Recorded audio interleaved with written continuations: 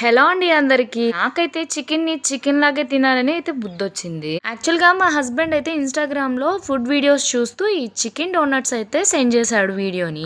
ఏముందిలే చికెన్ తోటే కదా, నాన్ వెజ్ కదా, బాగుంటుందని అయితే ఒకసారి ట్రై చేశాను. ట్రై చేసినందుకు నా ప్రయోగం అయితే నాకే బెడ్స్ కొట్టింది అనమాట. వీడియోలో చూపించినట్టే ప్రాసెస్ మొత్తం ఒకటేలాగే చేశాను.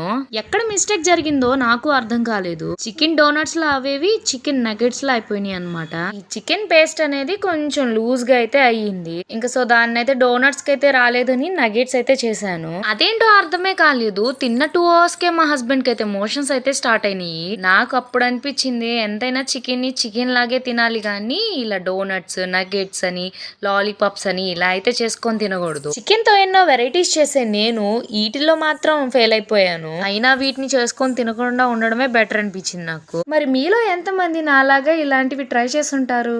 సరే ఉంటా మరి, బాయ్.